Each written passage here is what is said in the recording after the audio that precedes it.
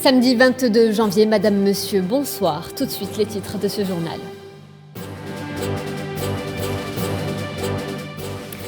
Concernant le Sahara occidental, Joe Biden, président des États-Unis, est encore attendu sur la question un an après son élection. Analyse dans ce journal.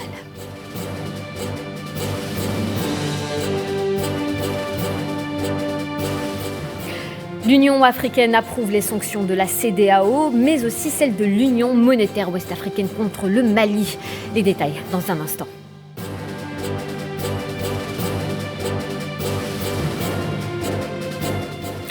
Économie, nous reviendrons sur le UK Africa Investment Conference 2022, un événement organisé par la Grande-Bretagne qui se tourne résolument vers l'Afrique.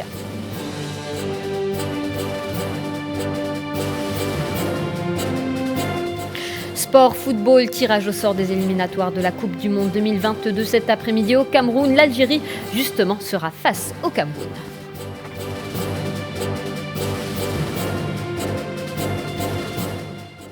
Et on entame ce journal avec ces réactions très attendues. Un an après son élection à la Maison-Blanche, Joe Biden est encore attendu sur la question du Sahara occidental. Le retour sur la décision controversée de Trump en faveur du fait colonial marocain peine à se faire clairement entendre, ce qui pose des questions sur l'avenir de ce conflit et ses multiples implications. Analyse de Sofiane Barouti. Dans un article analytique publié par Foreign Policy Studies, sur le conflit au Sahara occidental, Stephen Zunes, spécialiste américain des relations internationales, est revenu sur la politique de Washington sur ce dossier un an après l'élection de Biden. Le texte intitulé « Le dangereux refus de Biden d'inverser la politique de Trump » revient principalement sur l'attitude pour le moins hésitante de la nouvelle administration démocrate sur cette question. Des annonces d'annulation du deal décrié scellé par l'ancienne administration avaient pourtant été émises, mais pour le moment restent non concrétisées. Il donne pour preuve les cartes géographiques adoptées, mais surtout le refus de répondre aux différentes questions posées par des journalistes. Il cite le cas dernièrement de la BBC s'adressant au secrétaire d'État Anthony Blinken, qui est resté sur des réponses généralistes et qui a déclaré que son pays était prêt à soutenir les efforts de l'envoyé spécial des Nations Unies ainsi que de travailler, je cite, avec toutes les parties concernées pour trouver une solution durable et digne afin que le processus puisse avancer. L'auteur souligne également ce qu'il qualifie d'hypocrisie. Il évoque pour illustrer cela le cas de l'Irak et du Koweït comparativement à celui du Sahara occidental. Pour rappel, le mandataire américain a récemment donné une conférence de presse pour sa première année aux offices. Il était attendu à cette occasion sur plusieurs dossiers de haute importance internationale. La position de Biden sur l'occupation marocaine des territoires sahraouis est très controversée aux États-Unis. En plus de l'opposition franche des principaux libéraux du Congrès, comme le sénateur Patrick Leahy, la représentante Betty McCollum et d'autres encore, la reconnaissance américaine de la conquête marocaine a contrarié certains conservateurs de premier plan, comme le sénateur James Inhofe et l'ancien conseiller à la sécurité nationale John Bolton, ainsi que d'éminents vétérans du département d'État.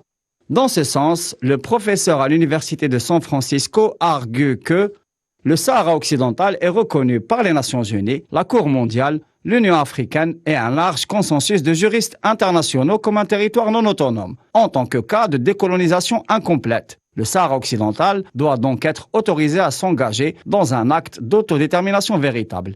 Et il précise, c'est pourquoi aucun grand pays n'avait reconnu le contrôle du Maroc sur le Sahara occidental jusqu'à l'annonce de Trump il y a un peu plus d'un an. Pour rappel, l'envoyé spécial des Nations Unies, Staffan de Mistura, a bouclé sa première tournée en rencontrant le chef de la diplomatie espagnole à Madrid après plusieurs réunions tenues au Maghreb. Un rapport de l'ONU rejette les accusations infondées du Royaume du Maroc sur le prétendu enrôlement d'enfants soldats par le Front Polisario. Et Antonio Guterres est revenu amplement sur la question du Sahara occidental qui s'impose au cœur des préoccupations internationales du moment. Et justement, cette déclaration de Antonio Guterres hier, lors de la présentation de ses priorités pour 2022 à l'Assemblée générale de l'ONU, le secrétaire général qui appelle le Maroc et le Front Polisario au dialogue pour résoudre une fois pour toutes le conflit au Sahara occidental qui dure depuis tant de décennies. On l'écoute justement.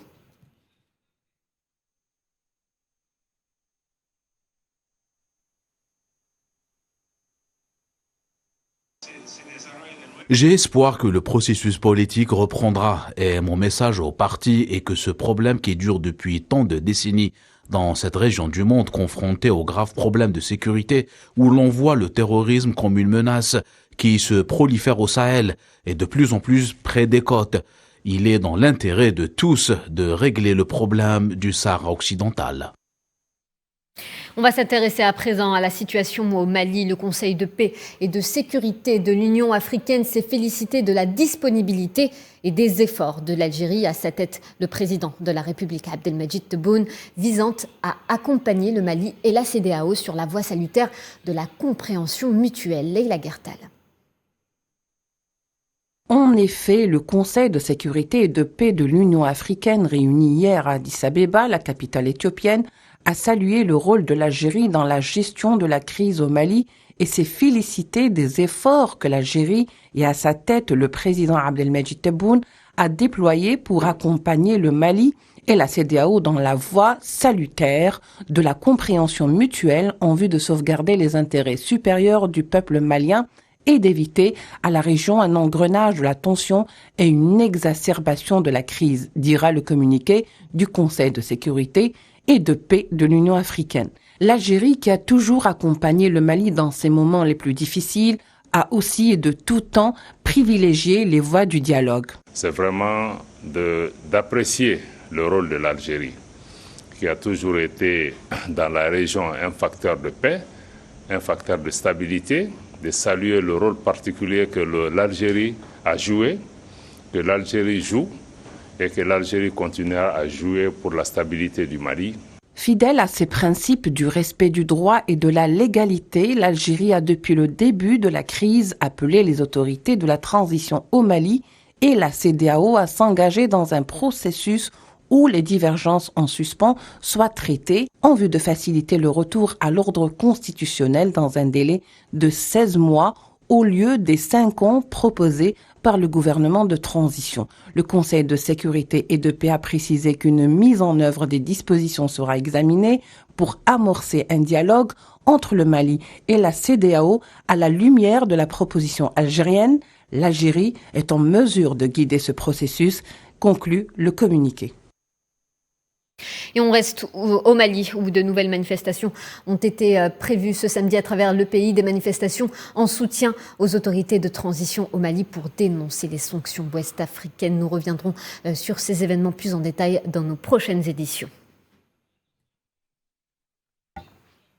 Nous le disions à l'instant, donc, le Conseil de la paix et de la sécurité de l'Union africaine a tranché et approuve les sanctions de la CEDEAO, mais aussi de l'Union monétaire ouest-africaine contre le Mali. Cette union qui avait décidé du gel des avoirs de l'État malien à la Banque centrale des États de l'Afrique de l'Ouest.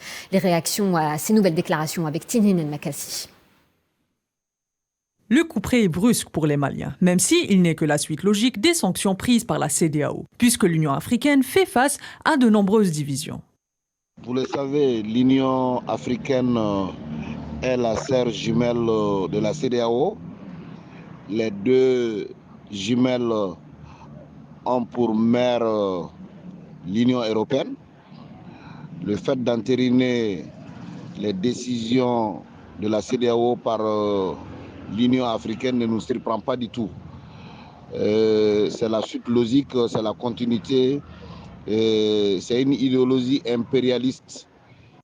En plus de ces sanctions, le Mali est en proie depuis une dizaine d'années à la montée du terrorisme. Ce dernier exaspéré par les interventions étrangères. Aujourd'hui, le défi majeur pour le Mali est le défi sécuritaire. Aujourd'hui, si le terrorisme ou le djihadisme parvient à s'installer au Mali, ça n'est fini pour l'Afrique de l'Ouest, ça n'est fini pour l'Europe.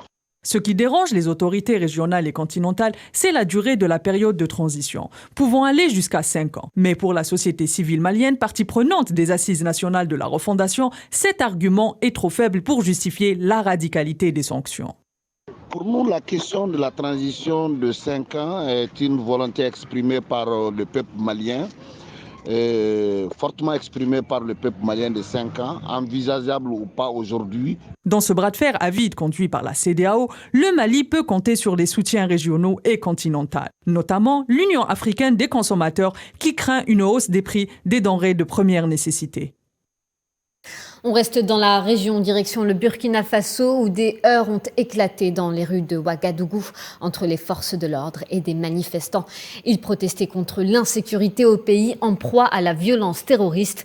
La mairie de la capitale avait pourtant interdit les 2 manifestations prévues ce samedi, à savoir la première contre les violences et l'autre en soutien au Mali.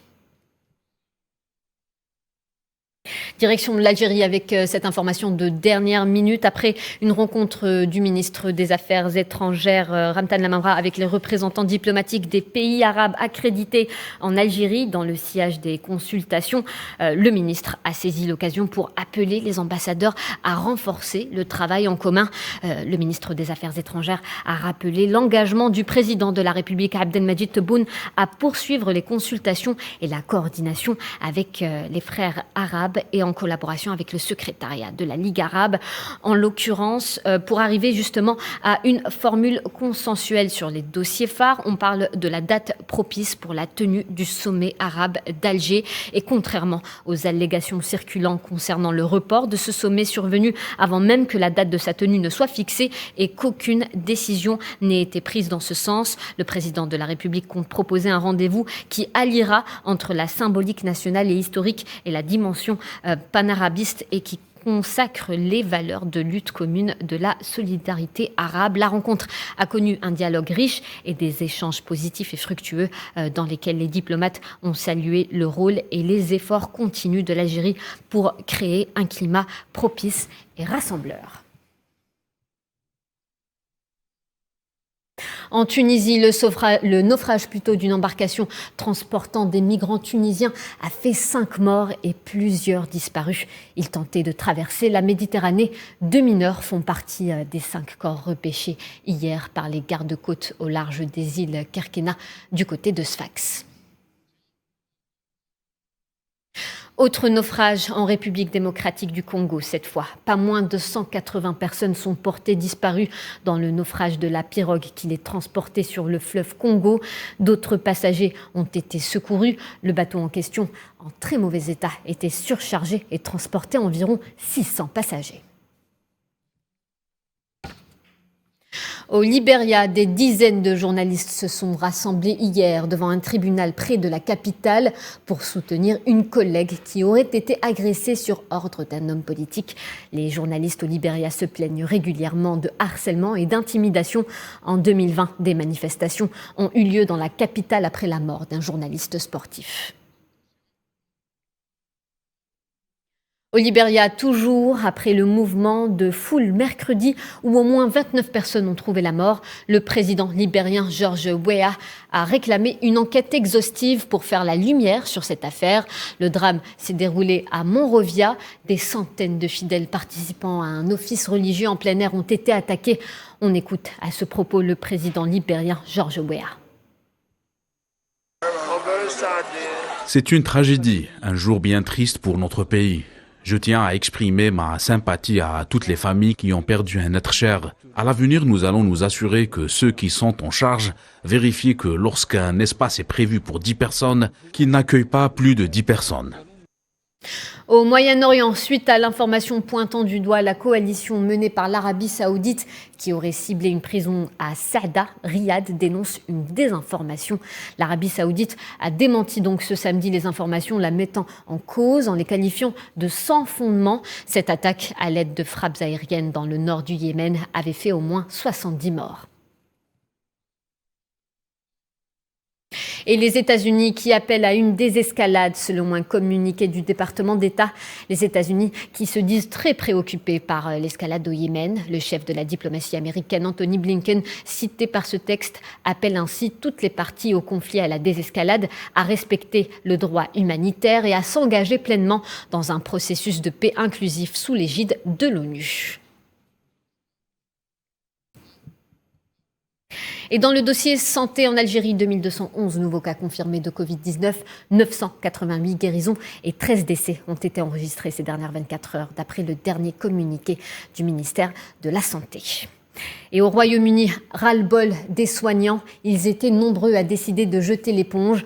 Le système de santé britannique, déjà bien secoué par la pandémie, subit une autre crise de plein fouet, celle du personnel. Cela fait des années que les soignants alertent sur le sous-effectif chronique, mais désormais les salariés quittent le National Health Service, le service public de santé britannique. Ils sont 27 000 à avoir quitté l'hôpital public anglais entre juin et septembre 2021, un record depuis le début des recensements en 2011.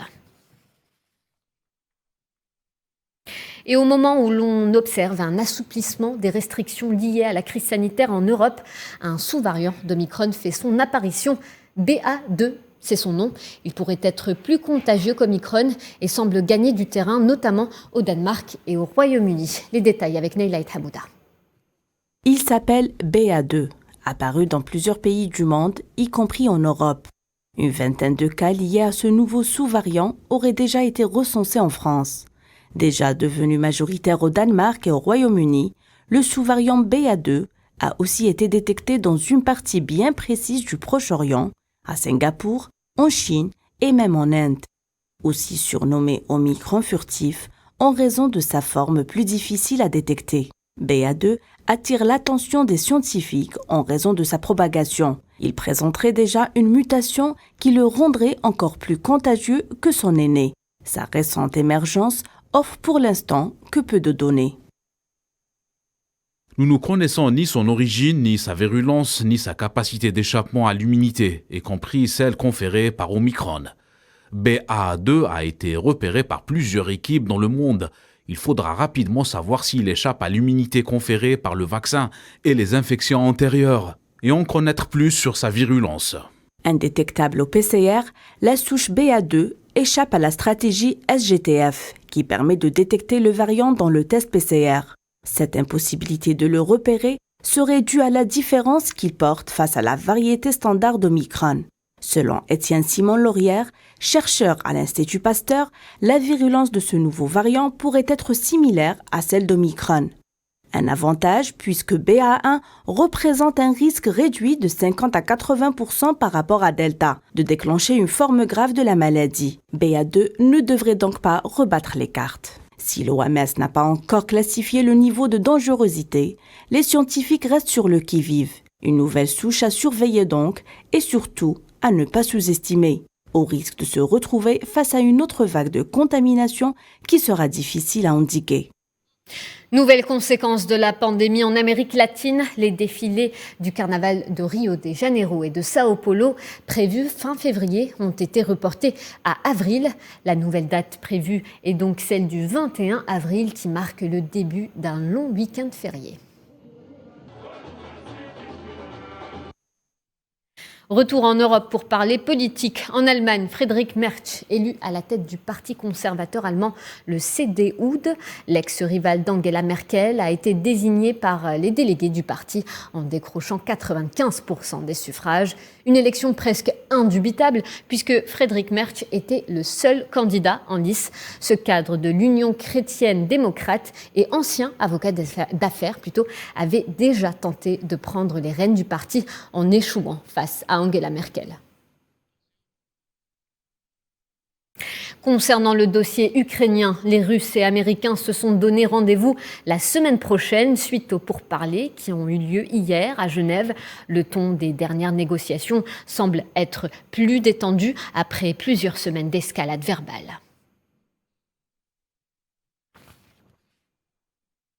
Et puis le coup d'envoi des manœuvres ceinture de sécurité maritime 2022 hier, avec la participation d'unités maritimes et aériennes des marines iraniennes, chinoises et russes dans le nord de l'océan Indien. Il s'agit des troisièmes manœuvres militaires du genre, réunissant des navires de guerre et des aéronefs des marines des trois pays. Autres manœuvres maritimes qui auront lieu en mer Méditerranée cette fois. Il s'agit d'un exercice naval à grande échelle de l'OTAN annoncé par les États-Unis. Il débutera le 24 janvier et devrait durer 12 jours. Le Pentagone a assuré que l'exercice était en préparation depuis 2020 et qu'il n'était pas lié aux tensions actuelles autour de l'Ukraine. On se dirige à présent au Chili où le nouveau président Gabriel Boric, bientôt 36 ans, prendra ses fonctions le 11 mars prochain. Il a dévoilé hier son premier gouvernement depuis un musée de la capitale. Gabriel Boric élargit ainsi sa coalition. Son équipe va du Parti communiste au centre-gauche. Et pour la première fois en Amérique latine, le futur gouvernement sera composé en majorité de femmes. 14 femmes et 10 hommes sont prévus dans son programme. Retour en Algérie pour parler commerce. Le ministère algérien du secteur a pris de nouvelles mesures visant à réduire la facture des importations durant l'exercice courant. Pas moins de 2608 produits seront interdits à l'importation en 2022, sauf sous conditions. Les détails avec Mohamed Wali Ben Chaben. Le ministère algérien du Commerce et de la Promotion des Exportations a achevé l'élaboration de la liste des matières et marchandises importées concernées par la redevance supplémentaire temporaire. La surtaxe varie entre 30% et 100%. La procédure continuera à être appliquée selon la nouvelle liste jusqu'au 31 décembre 2022. Celle-ci comprend en premier lieu les produits de luxe et des produits comme le vin et le tabac, accordant des privilèges aux producteurs locaux et des exceptions aux pays qui ont des accords différentiels avec l'Algérie. Durant l'exercice courant, pas moins de 2608 produits et marchandises seront interdits à l'importation, sauf ceux soumis à conditions. Cette liste comprend 17 types de viande pour tous les types d'animaux vivants selon différents tarifs douaniers. La surtaxe temporaire imposée est estimée à 30%. La liste comprend également 36 types de viande d'agneau et de volaille, fruits et légumes, qu'ils soient congelés ou frais, pour lesquels le pourcentage de la redevance imposée est égal à 70%. Aussi 25 types de lait, crème, 8 variétés de beurre, fromage caillé en 12 variétés et miel naturel. Les droits sur ces produits lorsqu'ils sont importés d'un pays avec lequel l'Algérie a un accord d'association seront équivalents à 30% et à 70% avec les autres pays. Des ustensiles de ménage, la céramique et certaines pièces d'ameublement, les redevances sont égales à 60%. Cette nouvelle mesure s'inscrit toujours dans le cadre de la baisse de la facture d'importation du pays. Et la Grande-Bretagne qui se tourne résolument vers le continent africain pour bâtir son avenir économique après s'être émancipée de l'Union européenne, multipliant les initiatives allant dans ce sens. UK Africa Investment Conference 2022 a été l'événement cristallisant l'engagement bilatéral des deux partenaires en ce début d'année. Kheredim Batash revient sur ce rendez-vous. Africa. Londres fait les yeux doux à l'Afrique. Le Royaume-Uni et l'Afrique intensifient les initiatives bilatérales pour bâtir des ponts économiques à même de garantir un partenariat gagnant-gagnant dans des secteurs qui intéressent Londres et dont le continent noir s'affiche aujourd'hui comme un sérieux pourvoyeur d'opportunités. Nous sommes déjà l'un des plus grands partenaires commerciaux de l'Afrique. Nous avons signé 9 accords de libre-échange avec nos amis africains. Et au cours de cet exercice seulement, nos ambassades et nos hauts commissariats ont aidé des entreprises britanniques à investir 2,5 milliards de livres sterling en Afrique. Avec tous ses atouts et son marché de 2 milliards de consommateurs à l'horizon 2050, l'Afrique est désormais beaucoup plus qu'un simple outsider. Un message on ne peut plus clair, martelé lors du UK Investment Conference 2022, qui s'est tenu en fin de semaine en mode Virtual Freeside Talk. La Grande-Bretagne qui regarde de près la montée en puissance de la Chine sur le continent africain via son méga-projet de la route de la soie, tout en gardant un œil sur la progression de la Turquie qui multiplie de son côté les manœuvres économiques afin de se positionner comme un partenaire sérieux et fiable en s'engageant à investir davantage dans le développement de certains pays, notamment dans la région du Sahel. Le département du commerce extérieur ne peut que s'engager dans la voie du soutien aux entreprises britanniques afin qu'à leur tour, elles puissent s'engager dans la voie des affaires et des investissements en Afrique. De son côté, l'Afrique, qui semble avoir toutes les cartes en main pour s'affranchir des entreprises françaises ayant trusté les ressources de tout un continent et profiter des richesses du sol, sans contrepartie en matière de croissance ou de transfert technologique, entend tirer pleinement profit des conséquences économiques du Brexit sur l'Europe. Avant l'émergence de la pandémie, les investissements du Royaume-Uni en Afrique étaient en pleine expansion. Nous savons tous que le retour à la croissance en Afrique nécessite avant tout que les capitaux soient mis sur la table, afin de s'assurer que les pays africains aient assez de ressources pour répondre au challenge de la pandémie. Les intervenants ont toutefois insisté sur l'importance de booster les investissements dans les secteurs clés, à commencer par celui de la transition énergétique, considéré comme la future plaque tournante de la coopération économique entre les deux partenaires. Et pour en parler justement, notre journaliste Khaireddine Batache est sur le plateau en direct avec nous. Bonsoir Khaireddine. Bonsoir Fatma. Nous venons de le voir, la Grande-Bretagne qui se tourne vers l'Afrique, ce n'est pas la première intéressée. Plusieurs pays avant elle s'étaient tournés vers le continent. Je fais référence notamment à la Chine ou encore la Turquie. Une nouvelle configuration qui risque de chambouler les rapports de forces économiques sur le continent. Khaireddine. La Grande-Bretagne, il faut le reconnaître, Fatma, ne cache plus ses ambitions quant à un déploiement massif de ses entreprises sur le continent africain. Il faut aussi le reconnaître, Londres n'a pas le choix, car la Chine, via ses assauts répétés sur le continent africain, entraîne tout le monde, à commencer par la Turquie, qui a promis de sortir le chéquier pour intensifier ses investissements et gagner de nouvelles parts de marché en Afrique. Londres, de son côté, a annoncé par la voix de son Premier ministre Boris Johnson vouloir intensifier ses investissements et les porter à un niveau supérieur que le précédent, c'est-à-dire à hauteur de 2,5 milliards de livres sterling, afin de renforcer sa position dans les secteurs qu'elle juge prioritaires. J'entends par là l'énergie, à travers donc des segments fossiles, mais aussi renouvelables. Donc pour répondre à votre question, je dirais que c'est la France qui va faire les frais de ces rapprochements. Elle qui fait désormais face à un rejet massif de sa politique économique en Afrique, basée essentiellement sur l'exploitation, voire la spoliation des ressources naturelles du sol et la prise en main de marchés lucratifs. Et l'Algérie, dans tout ça, comment pourrait-elle tirer son épingle du jeu ? Eh bien, je vous répondrai en me penchant sur l'agenda de l'envoyé spécial de Boris Johnson, chargé du commerce extérieur, Lord Risby en l'occurrence, qui a tenu une série de rencontres avec 3 ministres algériens, à savoir celui du commerce, du commerce et de la promotion des exportations, de l'énergie, mais surtout celui de la transition énergétique. L'Algérie est un partenaire économique incontournable pour Londres, qui sait qu'il faudra mettre plus de cash sur la table et booster le niveau de ses investissements, à la fois le commerce extérieur, mais aussi le déploiement des entreprises britanniques en Algérie, et cela pour promouvoir et bénéficier de l'appui d'Alger et de ses infrastructures, mais également de son réseau, afin de pouvoir pénétrer le marché africain en toute sérénité. Merci Khaireddine Batache. Je le rappelle, vous êtes journaliste économique. Merci. On va parler sport, à présent on va parler football. À peine remise des émotions d'une élimination au premier tour de la Coupe d'Afrique des Nations 2021, l'Algérie doit déjà relever la tête et se préparer aux prochaines échéances. Justement, le Cameroun sera l'adversaire des Verts de Djamel Belmadi au dernier tour des éliminatoires de la Coupe du Monde 2022 au Qatar.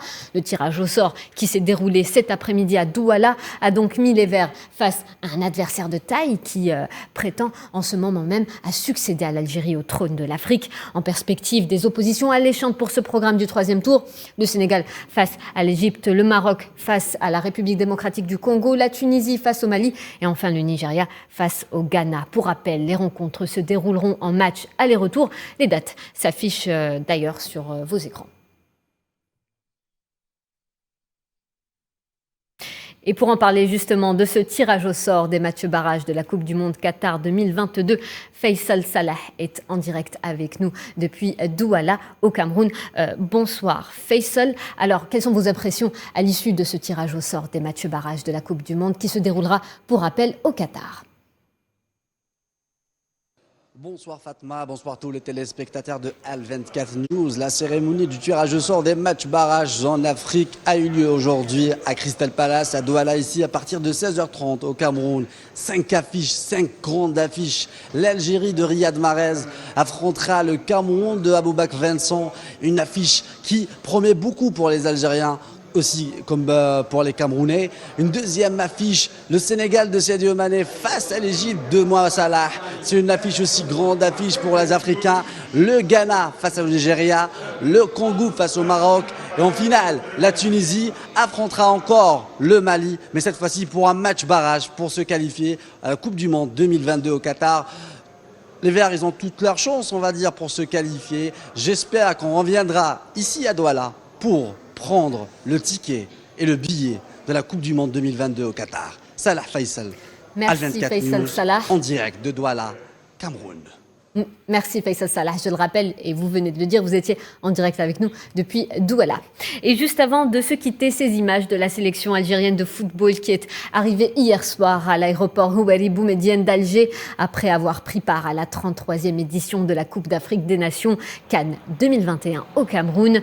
Les joueurs ont par la suite rallié leurs clubs respectifs aux Émirats Arabes Unis pour certains ou encore en Tunisie pour d'autres.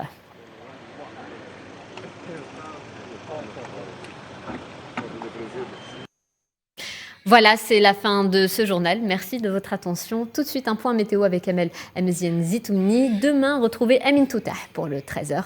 D'ici là, passez une excellente soirée sur Al24 News.